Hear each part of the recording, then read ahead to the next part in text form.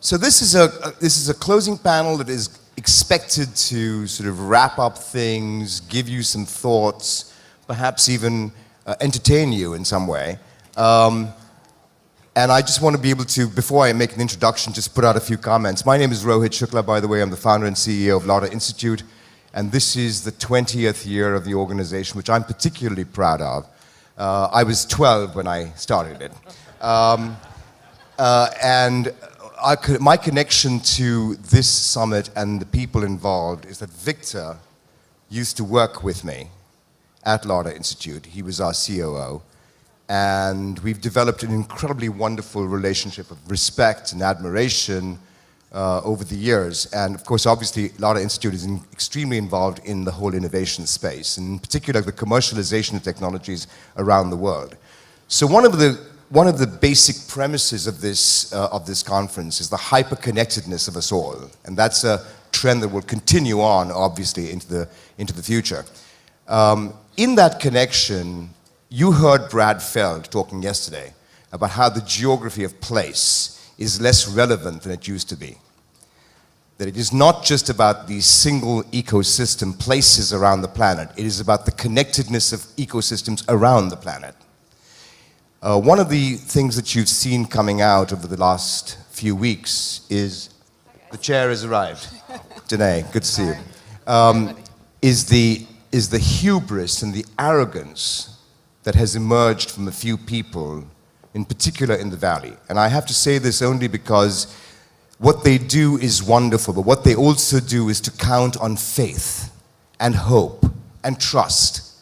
And when that trust is broken, it becomes a particularly difficult set of things that happen to them. So the one thing that we would look for, if Victor and his team are here doing the kind of work that they do in the next 5 years, is for the disappearance, or at least the reduction of hubris and arrogance. And we can all hope for that.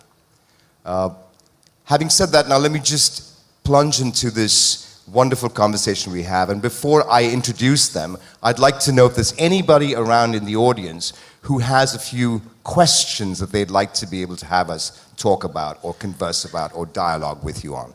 Anybody?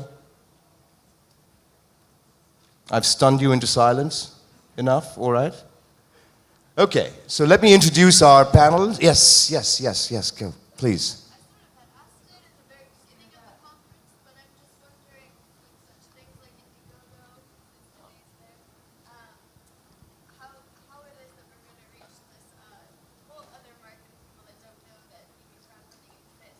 Okay, that's a good question. We'll keep that in mind for our discussion. Anybody else? All right. Let me just point to the whole notion of the hyperconnectedness of people and systems and ecosystems and ideas necessarily suggests that tools are being developed that will actually exploit and take advantage of the fact that we're hyperconnected. The three individuals today on this panel all represent in some fashion or the other the spread of knowledge, the spread of the intelligence of being able to tap into the intelligence of crowds, being able to actually understand that financing mechanisms and funding are now quite distributed, and they don't have to be about a specific individual place, like the Valley, for example. So if I can have each of them introduce themselves, and then we'll have a conversation. Okay, starting with you, Wayne. Sure, my name is Wayne Selby, and I'm with the Calvert Funds, Calvert Foundation, and been involved in co-creating a social venture network and some other activities. And my kind of shtick, whatever, has been more involved with values and money and investing. And you might say, well, what's that about social innovation or innovation conference? But I think we're going to see that algorithms and big data start going to inform your values more, and you'll be able to kind of crowdsource, be like bees in creating values. For example, people now are developing applications. When you buy your goods and services, you're able to get a sense of what kind of company that, in terms of environmental or child labor or other kinds of records, you could put in your own value system, which alerts you about how you form your opinions. Now, it's one thing to do that as an individual, but once you see, and again to this crowd kind of swarming kind of capability of value sets that start to emerge that make corporations more responsive. Last night I was with someone who represents both the FASB, the Financial Accounting Standards Boards, and also SASB, the Sustainability Accounting Standard Boards. Because if you start thinking about balance sheets of the future, they may include externalities. What kind of liabilities around carbon? What kind of data sets? What are the really rich assets of the future, and how are those represented in a way that creates this sustainable world? Moreover, in the investment business, we see in the last few years that more and more people, especially quite honestly, the high net worth group and the foundations, and I'm going to too many conferences on impact investing now, are very much around how do they attach values to the outcomes of their investments. And we're seeing that in this 1% that's starting to emerge, to what extent is this 1% really trustees for that wealth, for the society? And we've seen that in the Giving Pledge and others, and someone earlier talked about paying it forward. So, and just one last item that we sometimes think on and work on is prudent man rule. The prudent man rule is how money is managed in this country, $22 trillion in pension fund assets. But under the Bush administration, the trustees can only act in the sole benefit of the plan participant, which means how much money does he get quarter to quarter. There's no thought about what kind of quality of life is this person retiring into. And shouldn't a prudent man think about that in a more integrated way? In fact, we sometimes been talking about we need to reintroduce the prudent woman rule. You know, how do we think about the community and how we build livable communities into which we retire? So those are the kinds of things we think about and we work on. And one project was about creating a good coin where, like Bitcoin, except the money, while you have it in your wallet, is actually going towards helping people in microfinance and other activities, so that you can even express your values by the cash you have in these new currencies that will emerge. And again, choices. So probably more than... Yeah, go ahead, Stefan. I mean, you know, we're talking here about a whole range of new values that are emerging, and you know, the whole notion of impact investing and how it's actually going to be able to filter out through a larger community of folks across the world. You have been incredibly involved in understanding the boundaries of knowledge creation and how that's done through search and other tools. Please tell us about your little shtick and things that you have to say. My shtick. Yeah. Well, first of all, thanks for having me. Second of all, there's nothing worse or more terrifying than having a live Twitter stream beneath your panel. I try not to look at that as I'm speaking. You know, it's like, who is this guy and why is he still talking to me? So I work on search. I work on a very fun problem, which is how we make sense of all the digital flotsam and jetsam that we're all creating. And I think what's really fascinating to me when I look at the data that we have to work with these days is just obviously the amount. We've heard a lot about big data. It's the buzzword of the decade, I think.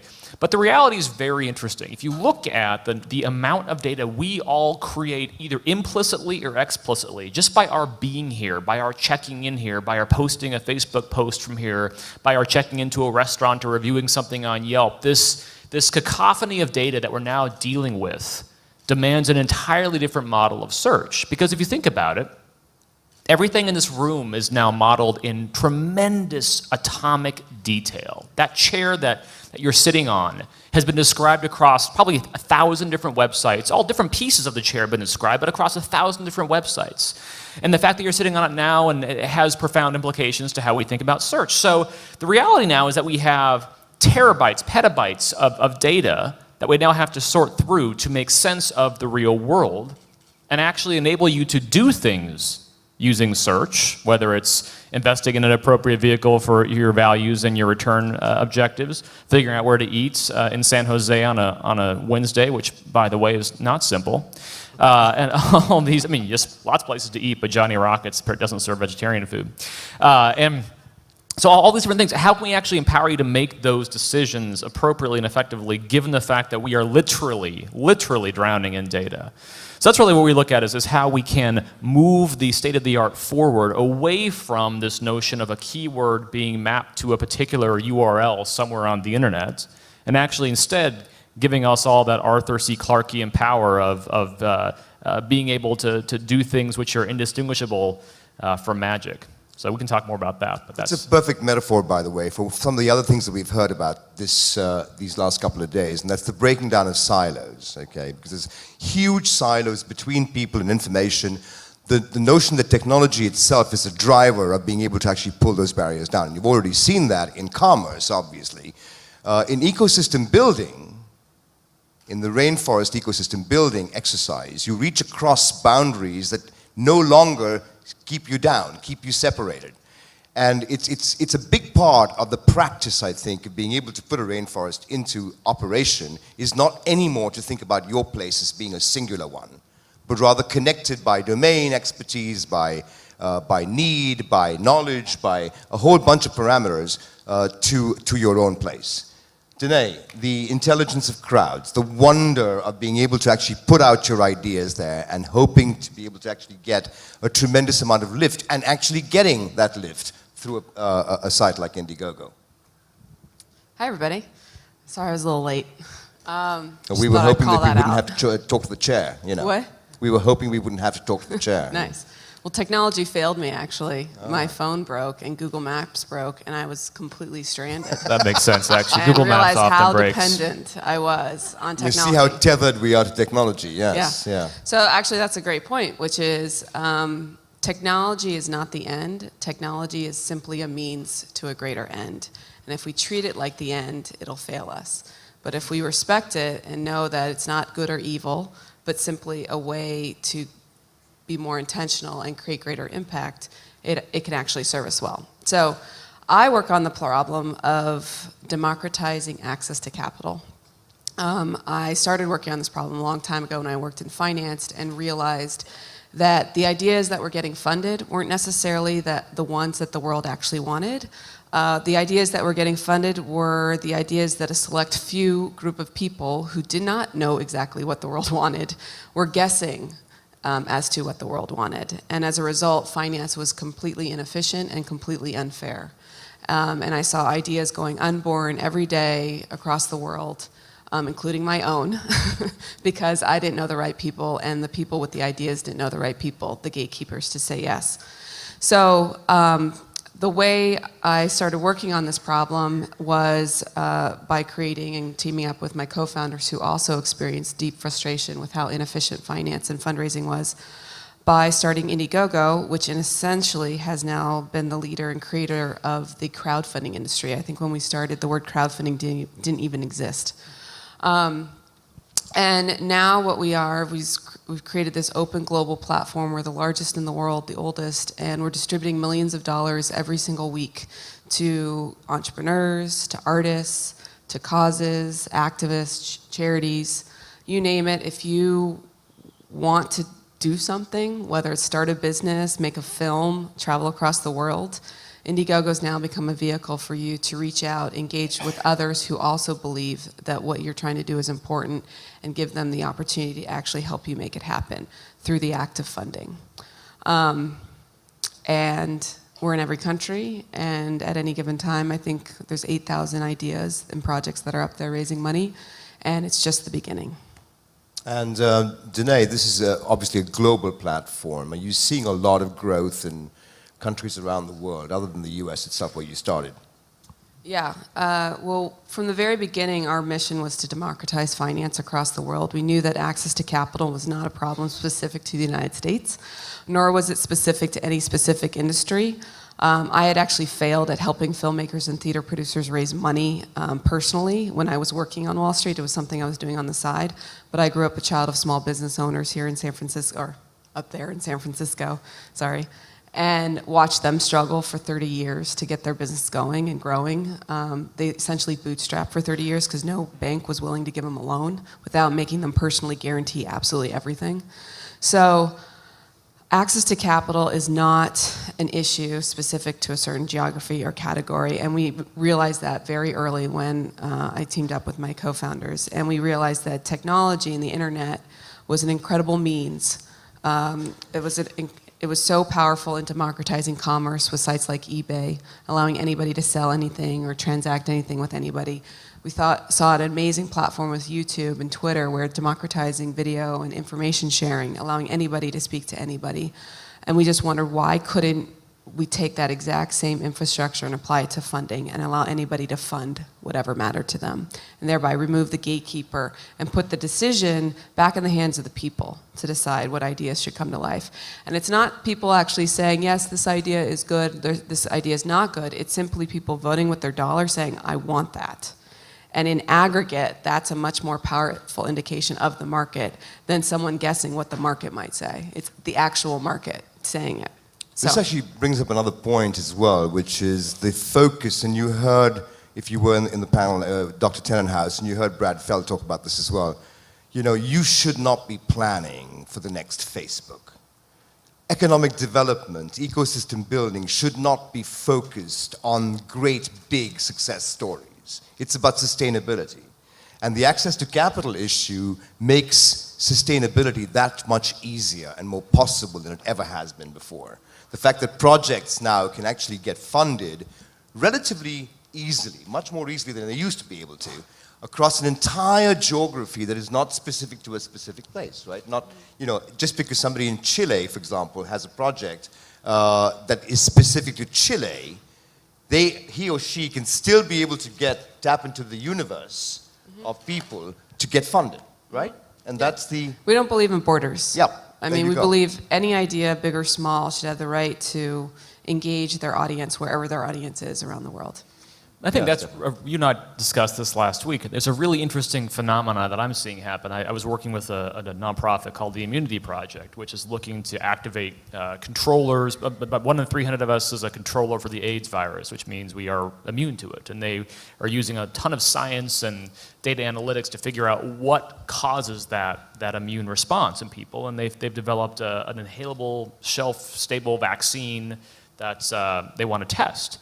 And of course, it's expensive to test drugs, as we all know. And so they actually went to a crowdfunding site to raise the $430,000 they needed to actually start with some limited testing out there in the field. And they raised it very quickly. They raised it in a matter of days. But then something very interesting happened. The Journal of Science, not known for creating hit pieces on scientists, but they're not quite the Examiner or I forget the name now. That doesn't matter. The point is that they actually went after this and said, you know, this is scary. Like, this is not, it's not proper. It's not the way it's done. It's not the, and they have some definitely valid concerns about the money being raised for this, and is it going to be an appropriate clinical trial, and is it provable, and all these sorts of things. But the kind of underlying current was this disruption of the status quo, disruption of the power structures that today do have either an ideological or a financial monopoly over things like this. And I think, I'm not sure if you've seen this already, but certainly it was an eye-opening experience for me to watch an academic journal basically go after something which it may not work. Let's be honest, right? That's why it's a trial. But to go after people saying, gosh, you know, people have spent $250 to get this thing off the ground, and what a waste and what a scam. And I think to myself, people spent 10 times that on the Super Bowl tickets. So is it really a waste? So what's the worst case scenario is it falls apart? Is it really a waste? I think there's that data to be learned there. Just wanted, last night I was actually with Senator Udall, who is oversight for the SEC. So he's like the SEC listens to him. And I was remarking about Title III of crowdfunding in terms, and I happen to live in Washington, D.C., and a lawyer and whatever, and how the SEC can't I told him, you have to be careful. The SEC, even though the spirit of Congress is to have this vision, the SEC, they can't stand the idea of things going on that aren't regulated and that don't essentially end up costing too much for the small businessman.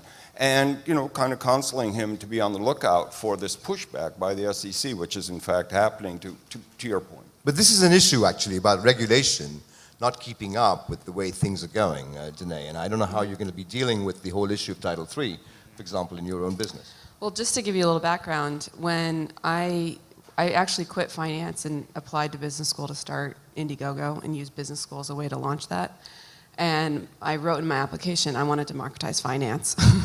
And in my head, I wanted to democratize investing, because that's the world I came from. And so I had this whole idea of an offline fund with a democratic twist. And then I met my co-founders who said, you need to use the internet. That's the most democratic tool out there. And I said, you're right, but it's completely illegal to use the internet. Isn't that interesting? And we looked at trying to navigate the this was back in 2006, so this is like 8 years ago, I guess. And we looked at kind of navigating the regulations. Is there any way we can automate Reg D and all this kind of stuff? And as we were getting deeper and deeper into it, we're like, well, we're going to need a lot of lawyers to help us, lawyers we can't afford, money we don't have, and we need to go prove this concept of social fundraising using the internet, like using the internet to more efficiently connect with the people that would agree with you and want this idea to come to life. And so rather than do both, we said, let's put equity and investing aside and let's go prove social fundraising first. That's when we came up with the Perks concept. It was a total experiment. It's become the pillar of the crowdfunding industry. I remember on our whiteboard, I mapped it out on a Sunday night, and we just said, let's try it.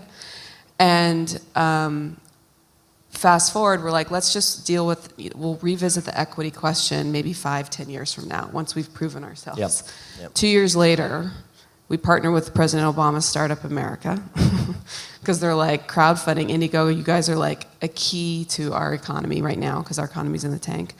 And then a year later, or 2010, I teamed up with a blogger who said, why can't people invest online like this? Why can you only just get perks? To which I responded, well, there are these SEC laws from the 1930s that are trying to protect people, which at the time were good, because they did, but at the time the internet didn't exist. And the only way to protect people from losing everything was just not allow them. But now that we have technology and the internet, we can protect people from losing everything by just not allowing them to risk everything. You can limit it, and you can use technology and the internet to do that. And so we created a campaign on Indiegogo, this is pretty meta, crowdfunding campaign to change crowdfunding law. We started a campaign to raise $1,000 to pay a lawyer to write the petition to the SEC to change crowdfunding law. It got funded in like a day. The petition got written in like a month, and then that was the beginning of the Jobs Act. Yeah. So quickly, that's just to show how quickly things can change. Now we've been, when the Jobs Act was passing, all we did was send all of our case studies of small business owners who got rejected by loans. This one woman, she had started a bakery business. She had taken a $10,000 loan out as her first startup loan. She was doing really well, had the opportunity to distribute her gluten-free macaroons in a local grocery store chain, a regional grocery store chain, but she needed to redo her packaging to do it. She needed $15,000 to do that. But as a 9-month-old company, you don't have $15,000 in working capital sitting there, especially after just taking out a $10,000 loan. So what did she do? She went back to the bank and said, hey, I have this huge opportunity, growth, it'll allow me to pay you back faster. And they said, oh, that's awesome, we're not giving you another loan. You're far too risky, our risk return models don't substantiate it. So she said, screw your models, I'm going to Indiegogo. 3 weeks, pre-offered macaroons, raised the 15 grand from her current customers. In the process, her customers shared it with all their friends. She built her customer base, raised the 15 grand. Within a month, had redone her packaging. Within 6 months, was distributing her product across 40 states in America. Within a year, was up on stage with President Obama for the equity. So hiring people, creating jobs, all this kind of stuff. So crowdfunding is becoming this incredible alternative form of financing, both for entrepreneurs who maybe aren't right for traditional finance. And it's actually now becoming a way for entrepreneurs who are not ready. And it's a way to get them ready. So we have examples of a campaign owner, a product designer who'd created a gravity light, which is a light where 30 seconds of lifting creates 30 minutes of energy. They saw it as a great alternative to kerosene in the developing world, which is expensive and dangerous. He went to VCs, couldn't get anyone to call him back. Sounded like a great idea, but they said all the same thing. Not sure if there's a market. He went on Indiegogo, within a few weeks raised $400,000 by pre-offering the light as a perk. Guess who was calling by the time the campaign had ended? A bunch of the VCs that were like, we were wrong, sorry. So it's a way to validate the market, prove that there's interest. We've had campaign owners that use the perks to like fine tune their features and colors and pricing, because you can swap perks in out, offer them at different price points, and actually really refine and test what people's willingness to pay is. So essentially getting you smarter faster, so by the time you actually launch, You know exactly what your price point should be, what your messaging should be, what your features should be. Even people who are now raising venture capitalists are still coming to Indiegogo to test and refine before they do the big launch. And now we're starting to see from an ecosystem perspective, venture capitalists are using Indiegogo as a way to source deals. And as a way to say, look, if you take our money, you need to go do an Indiegogo campaign as part of the requirement for taking our money. So that's how Indiegogo is kind of leaking into the whole financial ecosystem, becoming a permanent piece, both creating an incubation platform for ideas to rise to the top in a merit-based fashion, which I'll talk about in a second, and it's becoming a market testing platform where we're going to start seeing larger companies use it for their product rollouts. We're going to start seeing brands use it as a cause marketing platform to more deeply engage with their users. Getting back to the incubation platform idea, what's really happening there is basically it's aligning everyone's interests because when people are raising money via Indiegogo, one of the things that makes us unique, and it's been true about us since the beginning, so when we were the only platforms, it was true about us. Now it just is something that makes us unique, is that we're completely open. So we've taken the YouTube approach to funding. We don't curate. We don't decide who has the right to raise money. We don't say, you've got a good project, use Indiegogo. We say, if you think you have an idea, click the create button and give it a go. And thrive based on your own hard work and hustle, or fail based on the lack of interest in the world. And that's okay. Use it as a way to fail fast. That's totally okay. So on Indiegogo, what happens is, just as we don't pick and choose projects that come onto our site, we also don't pick and choose the projects that rise to the top, that surface on our homepage or surface in our browse pages. We do that all algorithmically. We curate via data. And the data that matters is the data that is in the control of the campaign owners and their community. So how hard the campaign owner is working and how much the community cares. I love going on Indiegogo in the morning to see what's on the homepage because I don't know. And that's the power of when you create a platform that's algorithmically driven, you remove bias, you remove subjectivity, and you put the power literally back into the hands of the people in an aggregate fashion to decide what matters. And they're not, again, sitting there deciding this is good, this is bad. They're literally showing it by their voting with their dollar. One thing you heard this yesterday, and I think I violently disagree with this notion of if you're an entrepreneur and you want to make it, move here. Wrong, absolutely wrong. Not anymore. Not anymore. There's opportunities galore, and one of the things I want to be able to actually to refer to or talk about is the democratization of resources beyond money. About people and mentors and mentor networks, for example. Any of you have any experience in that area? I do a lot of work with a group called Endeavor Global out of New York, which actually looks to cultivate high-impact entrepreneurs in developing markets around the world. And it's one of the most fascinating, I think Silicon Valley should be terrified. When I go to these developing markets like Jordan or Istanbul or South Africa, I was just in, the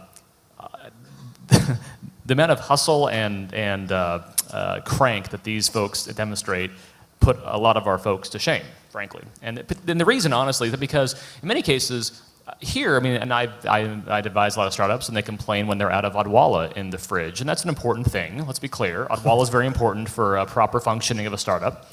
But other folks in Lebanon that I advise, they're building up, blown up by a missile strike. And that's just a different mindset. I'm not saying it's better or worse, it just is different. And so you begin to see kind of the level of entrepreneurism. That's why it's so exciting to have things like Indiegogo and things like Endeavor, and because they are actually finding those beautiful little nuggets of quality in these markets where traditionally, to your point, it's been said, you really have to go to Silicon Valley, you really have to go to New York for finance, you really have to go to Boston for academia. And now we're seeing this ability to have this incredible spread without all that infrastructure that is in place here. No, I can testify to that because in our own work itself across 17 countries in 20 years, the nuggets that exist out there and the compulsion to be able to have those funded in a conventional model is just, appalling. And it no longer needs to be the case, and that's a wonderful thing because technology has driven changes in the way we actually have things rise up to the top, as you said. When we've leveled the funding playing field now, so that again your success is based on how hard you're willing to work and how much you have an audience for your idea, which again are factors completely in your control as an entrepreneur. It's not dependent on if you have a lucky connection to Silicon Valley, which then clearly limits the opportunity for most of the world. So in doing that, what's going to happen, and because what we're seeing is that cash is increasingly becoming a commodity, where now that you can get cash from the crowd, it means that the cash you were originally going to get from maybe traditional finance, like VCs or even record labels or things like that, there needs to be more value than just being the provider of cash. You need to come in with something more. The crowd now can give you market data, can validate you, give you confidence, give you feedback, et cetera. So now what is the venture capitalist going to do? They're going to have to bring in their relationships, their expertise to really amplify, so that what's going to happen is that type of value will become increasingly important, and that's okay because that'll keep the ecosystem more balanced. But what will happen then too is then if ideas come up and rise to the top, whether it's out of Turkey or Zimbabwe or wherever, then the VCs will go find you. And they'll make it happen because if there's true But you value don't there. need them, is the main point. You Then don't there, need I mean, we're VCs starting to see both themselves. entrepreneurs who use Indiegogo who are not right for traditional finance, now entrepreneurs Right. who use it to get ready. And now we're starting to see people completely bypass it if that's right for them. Again, if you're someone that finds value in the relationships and the expertise from venture investors, then you should use that too. And that's why I see crowdfunding and venture, working side by side. But what we're seeing is that it just means the providers of cash, whoever you are going to have to differentiate yourself more on why you're a good provider of cash. Yeah, one of the things we have to be absolutely clear about, though, this is not the death of intermediaries. Okay, this is not the death of people who are able to actually make things happen in a digital world that work with their local communities and so on. And Wayne, I want to be able to ask you about this because the fact of the matter is, impact investing is about people, right? And philanthropy has changed enough in our own time to recognize that philanthropy is now also a global phenomenon. It's no longer restricted. Look at Bill and Melinda Gates, for example, or the couple in Texas that are now focused on being able to provide a major variety of services and resources to people around the world, even though their base is in Texas. So what's happened is that many foundations realize, we may give away 5% of our money every year for this cause and that cause, but gee, we have this other 95%, like in Gates Found, another 40 billion that is sitting there in some kind of stock and bond and whatever. And so more and more are saying, gee, how can we put this into motion in terms of the reason our foundation is here, in terms of the betterment of the world? And so people are experimenting more and more now. How do I deploy the assets where I'm actually filling market gaps? This isn't about buying a windmill off a Goldman Sachs poop sheet that would have existed anyway. This is about finding opportunities that unless you put some thought into it, unless the program, you understand the area, or sometimes you get a lower return because there's no intellectual property, but still the social impact is there. What happened at Harvard Business School was recently now in the last few years, it's not the hedge fund club, the PE club, the venture, that's not, the club you need to get into is the social enterprise club. That's the #1 club. So young people are also informing their parents who may have created these foundations or have created these fortunes that this is the direction. And to see these people start to come together, I'm a little old, makes you want to believe in the younger generation. So these kinds of activities that capture imagination and also capture the talent, even the top firms. I mean, Goldman Sachs mentioning that 2 weeks ago, you go to their homepage, impact, that's the biggest word on the page. Why? Because attracting the talent is part of it, and the talent, because of both technologies and these values, is starting to be able to express itself, identify itself, reflect on itself in these swarms and in this new phenomenon. And so money is changing, attitudes are changing, how we invest, how we hold ourselves in the world and express ourselves through innovation. Well, do you think, can I ask a question? I'm curious. What do you think is the root cause behind this renewed interest in impact investing? And B, do you see it as a waveform? I can think back to not that I was that alive, but back in the early 80s with South Africa and how they boycotted the products.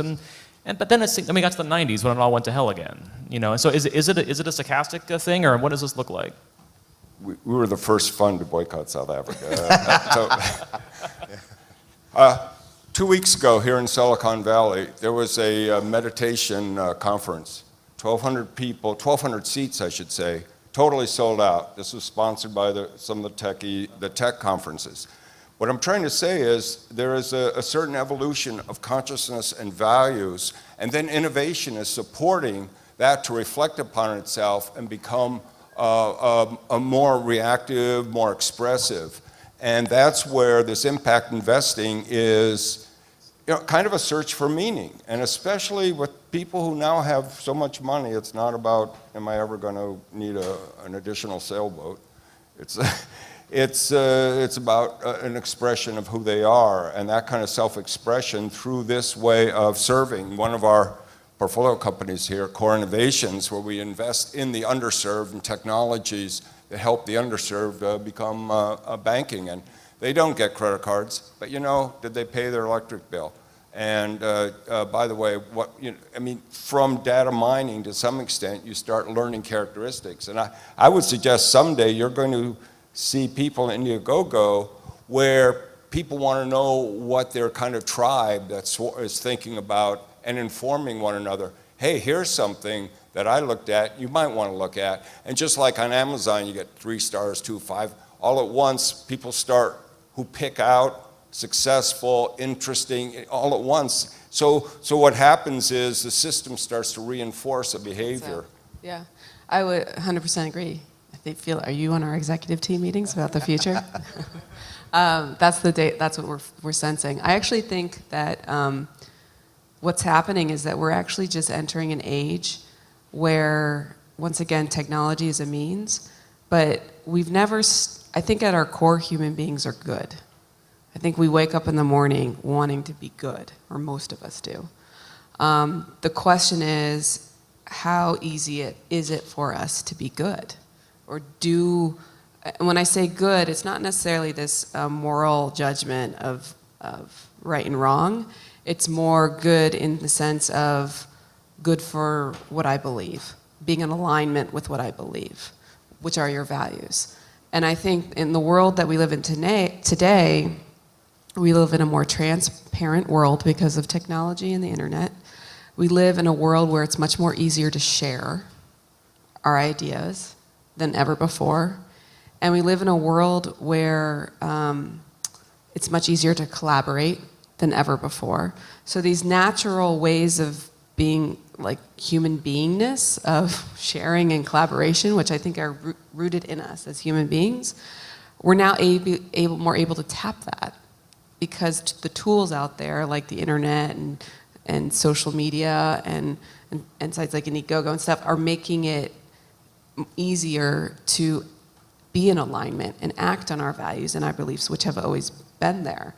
And so I think you were incredibly visionary with Calvert in recognizing that and creating this leadership in this space, challenging the rest of business to catch up, essentially, because it's a huge business opportunity. Because at our core, human beings need to be in alignment, and it'll be like water rolling down a hill. Like when made easy, we will go there, and therefore there'll be a lot of business opportunity out of that. Yes, yeah, this notion of transparency, I think, is an interesting one. I agree on the face, looking at all the data and all the opportunities people have to contribute to the global conversations and elevate issues and topics to places you never would have been before. It's actually an interesting problem because we are seeing almost too much data, and you know, humans actually have this very clever way of ignoring data when it becomes too much of it, because our brains simply can't process it all. And so I think that bringing it back to search for a second, the magic, I think, of what we can do, what a lot of the firms here who work with massive data sets can do, is actually begin to apply some kind of cluster or filter or some way to sort through the chaff. If I think about my Feedly feeds, or if I think about my social media stuff, there's just absolutely no way that I can actually keep up, and no one really can. And if you say you can't, that you can actually use it effectively. Even if you're not even sure why you care. And so there's so much that we can do now with understanding people, understanding your actual connections, or your actual interests based on your actions, not just what you express in a profile page, to help us with that. Because I think we certainly have ascended the hill of transparency, and now we're at the top. We're looking out over the vista and we're saying, I can't take any more. It's almost, it's because of all the data, it's actually becoming more opaque than it was before we had this access to data, which is an interesting paradox. So it's business opportunity for us to make sense of that for Yeah, people. absolutely. I mean, I think that I actually spoke at the Wisdom 2.0 conference about this topic specifically 2 days ago. And what I actually talked about was how in using, our intentions around technology, again, is to use it to get people back in touch with themselves. And so what we're doing is, in creating Indiegogo and crowdfunding and this open platform, and making it super transparent about what an idea is, what's happening is we're actually bringing authenticity back into finance. If you think about it, when finance began, it was literally, there's the story of Wall Street, where Wall Street started. It was 24 stockbrokers that just got together, looked each other face to face, and decided to trade with one another. And that was the beginning of Wall Street, or the New York Stock Exchange. Well, fast forward, technology came onto the scene, and it actually made investing more efficient because we were able to deploy more money and into these systems, but it made actually investing a lot more opaque, because then you're just putting money into the system and letting somebody else run with it. And then what's happened is you have people like my mom, who 2 years ago when I was talking to her about, she had a little bit of insurance settlement that came to her, and I said, Mom, you know, let's think about how we're gonna help you retire. Let's put that money in the stock market and diversify it so that you can start, you know, planning for your retirement. And she looked at me with a shocked face, like, are you crazy? Are you my daughter? Like, did you miss 2008? And I was like, good point, good point. She said, why would I give money to people I don't know, working in buildings that I can't see, investing in companies that I don't understand, care about, or maybe even agree with? And I was like, she's making a very good point here. And then she said, well, why can't I just invest in you, in Indiegogo? And I was like, well, Mom, I think we have enough exposure to Indiegogo, because like my whole being isn't in this company, let alone all my money. And she's like, well, I know you and I trust you. And so what made me realize is that people know what they know, and they know what they don't know.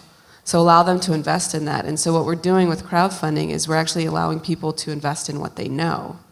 And in the process of that, on the money raising side, people, when you actually go and do a campaign, you can't just pitch your company like you would a VC and talk about ROI. You have to talk about what you're doing, which is important, but also why you're doing it. Because when people are funding you, they're funding you for one of 4 reasons. We call them the 4 Ps. They're funding you because they like the project. They're funding you because they like you, the person. They're funding you because they want to participate in something bigger than themselves.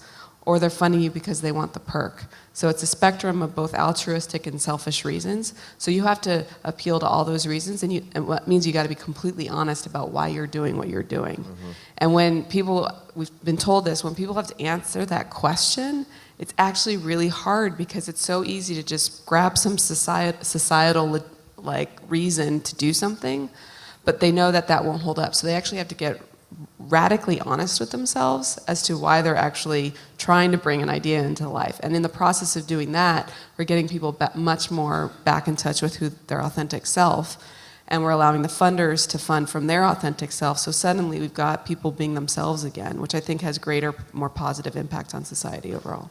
At an institutional level, though, the one at the level of the ecosystem, the one thing I just want to be able to put out here for you guys, for you folks, is, you know, when you're thinking about branding your region or your ecosystem or your rainforest, try to stay away from the notion of silicon, okay?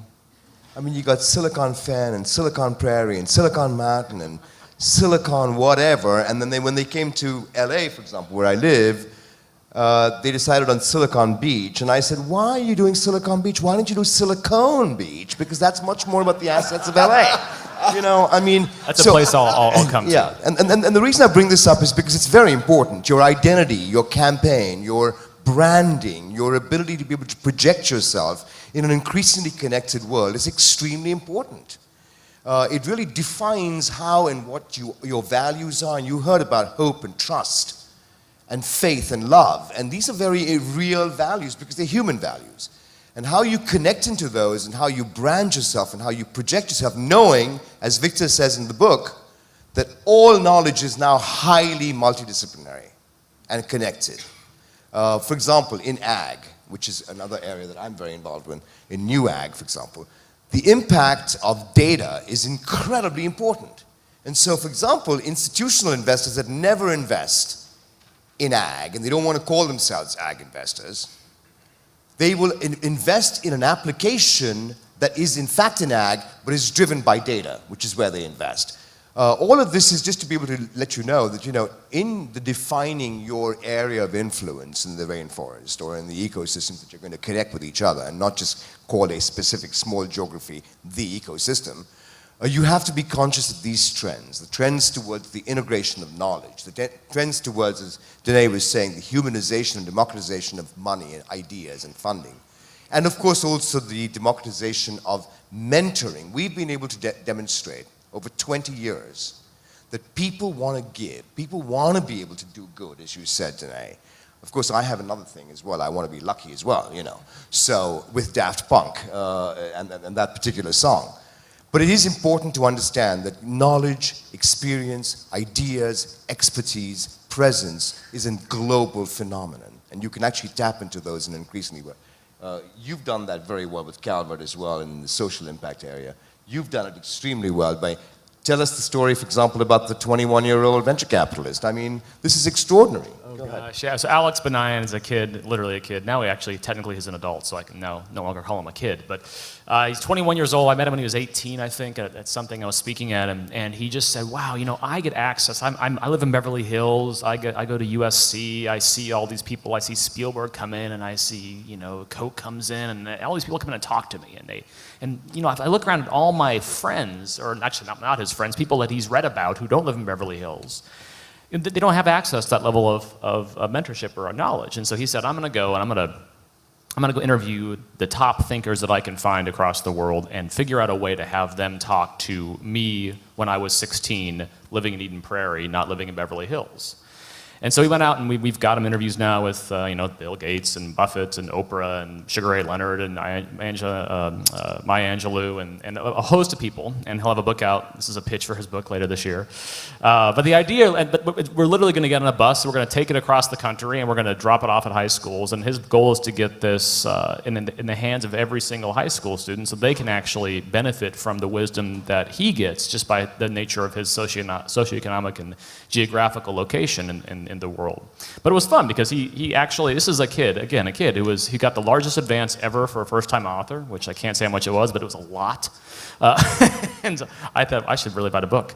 But he was going to give it all away to Donors Choose. So his idea was, I'll create this book, I'll write the whole thing, and then I'm going to give it all back to Donors Choose to actually improve education in the country. So it's a fun story, but it does kind of hit to your point, Wayne, around how he had material things, that wasn't the issue, but it pained him, to this day it pains him, that he's in this quest for meaning that he has now defined as the ability to spread this stuff throughout the world, which is really fun. So buy the book when it comes out. Title's not done yet, but almost there. Yeah, Wayne, you were going to say something, sorry. Danae, what do you think about the whole notion of being able to actually tap into the wisdom of others? Not just about the individual being able to give because they are motivated in some way, but a whole bunch of other resources that surround the creation of enterprises, right? Whether it's people or otherwise. Do you provide people with access to those kinds of resources as well? Yeah. One of the things that's emerged is an ecosystem around crowdfunding, which includes everybody from venture capitalists who are now revisiting their investment criteria to include crowdfunding data, again, incubation platform, to crowdfunding consultants, who are people who now specialize in how to actually raise money.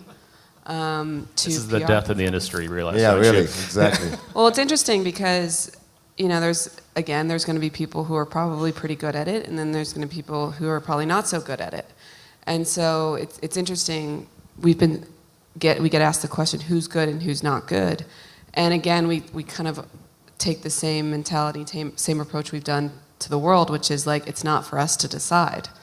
Let's let track records and experience and execution speak for itself. And so right now we're building a global crowdfunding network, which is really us just trying to take all this interest coming in and create a system where everyone can play in the system, but the people that rise to the top, whether you're a crowdfunding consultant or a PR agency or a venture capitalist, you rise to the top based on how hard you're willing to work and how much your work is actually working. And so again, create a merit-based system so that we can pull ourselves out of it. I mean, there's a philosophical reason we want to pull ourselves out of it, and then there's a business scalability reasons we want to pull ourselves out of it. Philosophically, it would make no sense for us to do it because we believe in the democratization of finance. And we believe that the only factors that should matter in this world are how hard you're willing to work and how much people agree with you based on your track record. The business reason is if we want to be the world's funding engine, which is what we want to be this interoperable platform that anybody can use. Whether you're an organization with lots of campaign owners or an individual campaign owner or whatever, or a funder looking for something that is interesting to you, then we can't have a human curation process, picking and choosing who's in our ecosystem and who's not. That's just not scalable.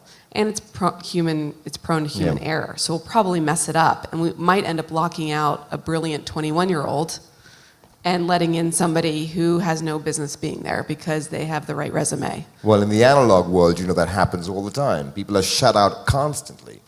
And this is why the democratic experiment is such an important thing. I want to ask a question about another trend that may not ever be a trend. It may actually be dead in the water, which is the whole notion of corporations and how they change their behavior. And I'm going to ask you this, Stefan, in a minute.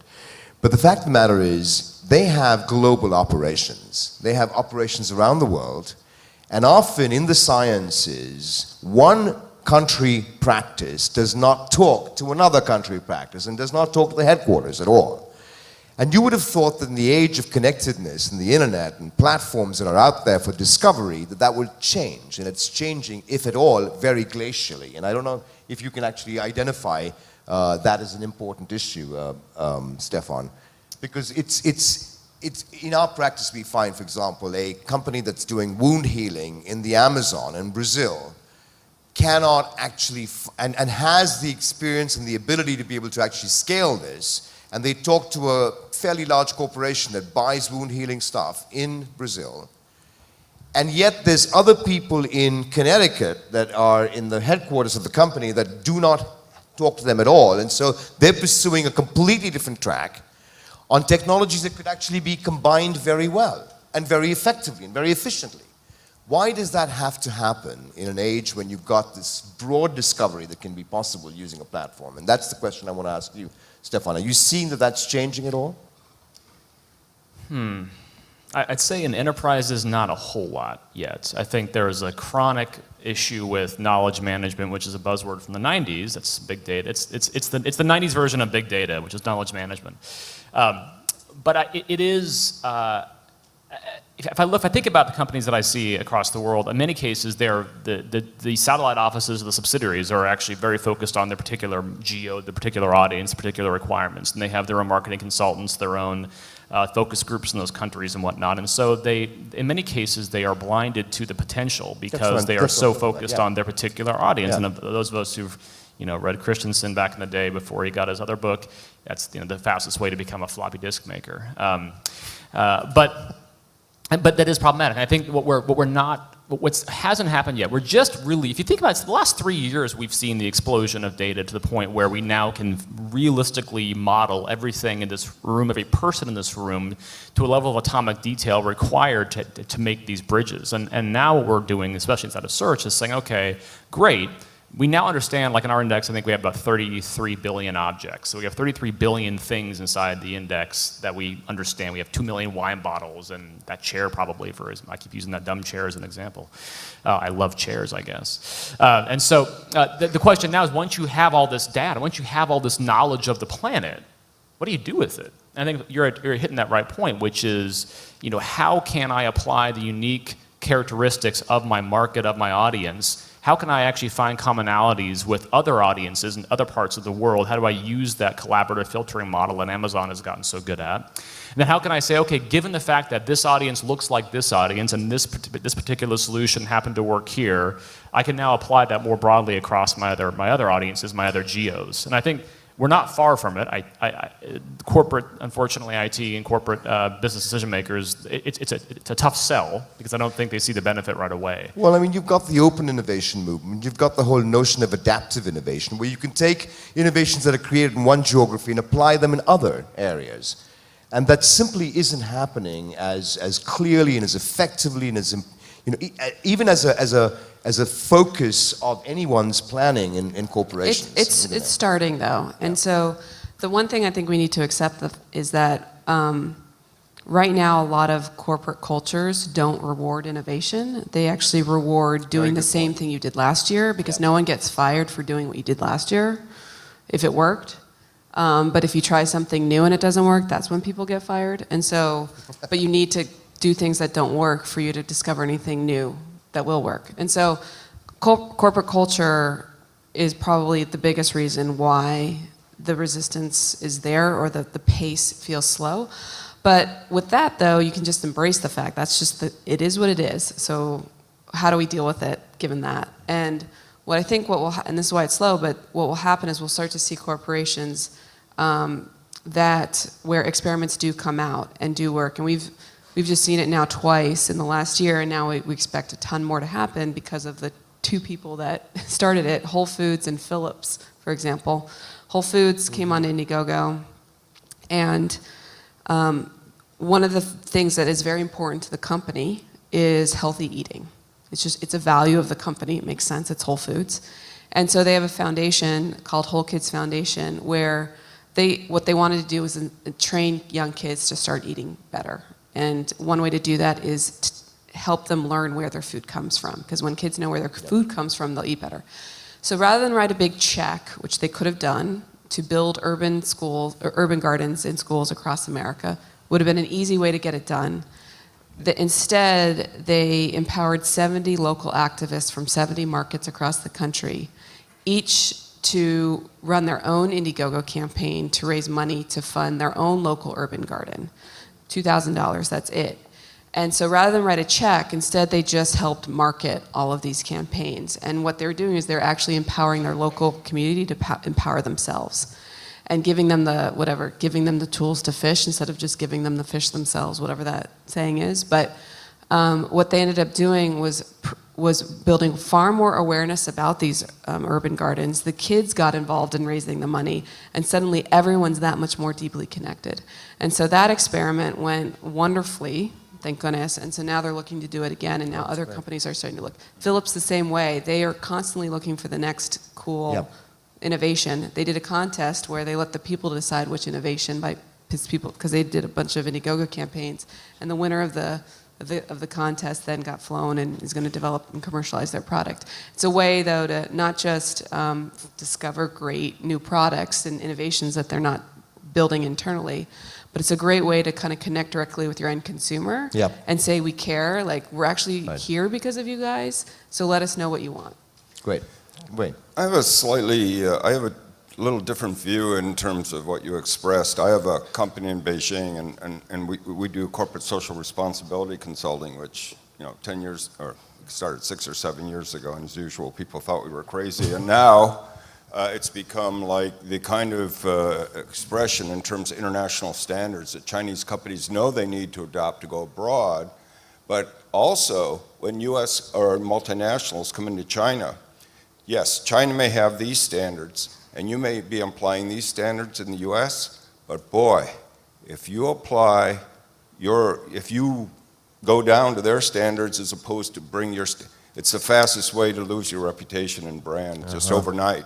So certain innovations may be slow, but again, this consciousness of values and respect and how do we think about things? And that leads to another issue because we're all thinking, well, as we become more conscious, our values will be more wonderful and the planet will be more wonderful. But there's also billions of people who live in fear and who have insecurity and who do not come from our values because they are still trying to protect themselves. I mean, this may be a little far out, but it's possible the wars of the future are about value sets, warring with one another around the world about how are we going to survive, especially if that's coupled with consumption, investment, and other ways of thinking. And so I don't want to leave on a note that it's all going to be wonderful because there are a lot of people who are being underserved, and we may reap a whirlwind where, as they become technologically capable of expressing their pain and their well,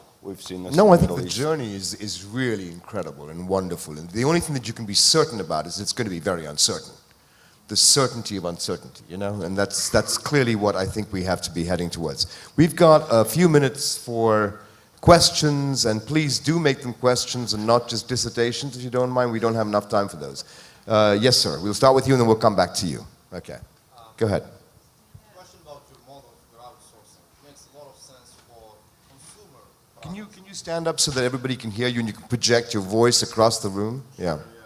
Question about your, how does crowdsourcing work for B2C, I mean B2B business models? It makes a lot of sense for consumer products, but what about B2B and service industry? Do you have The application of crowdfunding to the B2B and the service industries. We're just starting to see different case studies arise. I think what we'll see is different motivations come out because, again, the motivations that we are seeing in action are very personal motivations, whether it's wanting to help somebody specifically or get the perk in return. But I think the sophistication, there's all kinds of reasons people do things, and so what we'll see is when B2B companies start to really come on, they'll tap into other needs. Maybe it's for, if you fund the right thing internally, a product that's a B2B product, for example, you'll get more recognition or reward at work. And you'll have a track record of all the products that you've funded yourself, and then over time you'll get to see how good you were at picking the right products or not. And so there'll be different motivations that evolve from that. So I'm excited to kind of see where that goes. But we are seeing kind of larger companies that use it also as a cause marketing platform.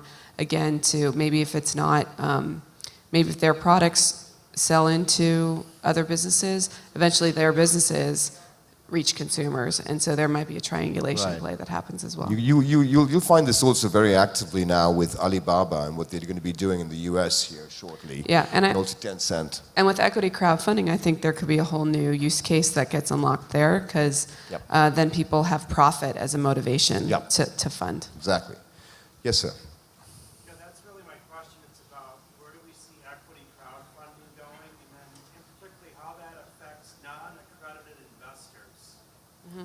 So, It's an amazing panel. yeah, that's a whole conversation, by the way, a whole conversation. But I know that there are some really good resources online about crowdfunding and a great deal of webinars on the subject as well. We did one last week with somebody from AgFunder. There's a whole bunch of, and if you want to see me afterwards, I'll give you a sort of link to one that's coming up here that's provided by the International Network of Small and Medium-Sized Enterprises. Yes. And I'll just add that foundations, nonprofits are exempt from SEC rules, and we're doing a lot in terms of gathering money on the internet without having to go through federal regulation. So see him after the panel, right? Okay. Questions? We'll start with you, sir, and then we'll come back to you if you don't mind. Yes, go ahead, please. Stand up, please. And My question is about the last rebate, about if there are limits to the entrepreneurial attitude of BK. Let me explain very briefly. When I travel around the world, I see that the fever of innovation and entrepreneurship is well tasted. However, we know that in the rainforest, there are self-limiting effects. So if an insect grows out of bounds,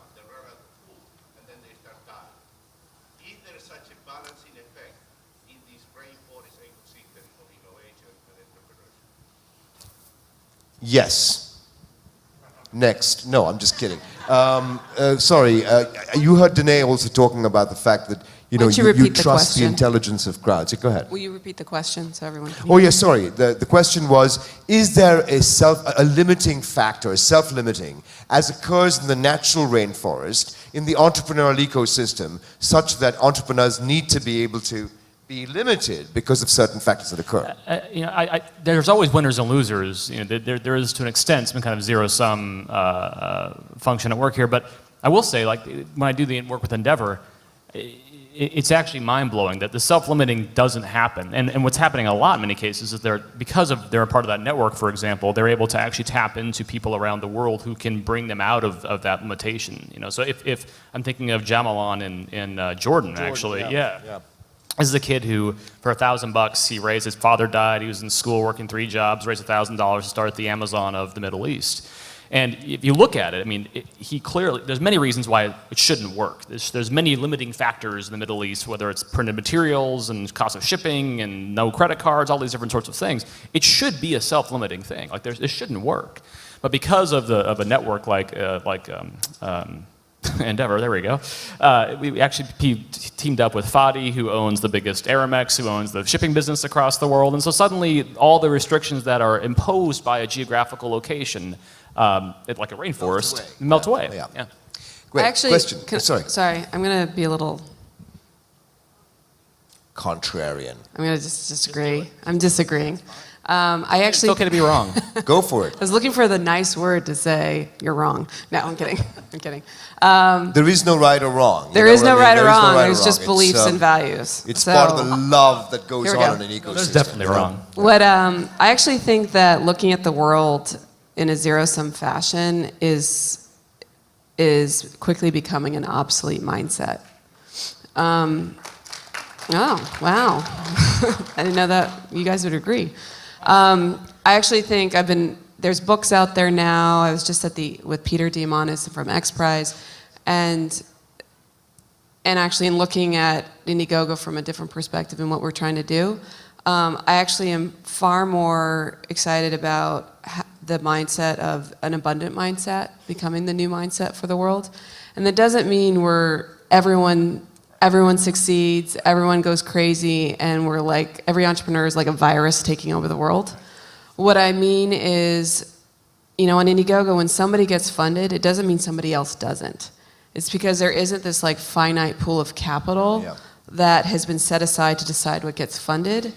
What's happening is that people are funding it if they want it to happen. And so if you get funded over here, doesn't mean she doesn't get funded over here. But what happens is right sizing happens. So maybe you have an idea, the chicken farm or whatever, but there's only 100 people in the world that want it. Then you'll only raise the money from that 100 people. So it is, in fact, the ability to limit is a self-limiting issue, which actually can occur for a variety of reasons. But there's no intrinsic rule about the limitations. But the key here is that the reasons why so many things failed before is because they had to have, so many businesses had to have they had a requirement of being a mass market business. And not all businesses are meant to be a mass market business. Good point. So what's happening is we now have tools and mechanisms and crowdfunding and social and transparency and internet and all this stuff that allows you to right size yourself. When someone does a hardware manufacturing campaign, the biggest risk in hardware manufacturing is that you're going to overproduce or you're going to underproduce. Yeah. Danae, I have to stop here for a second just to get the last question in, and then we'll go.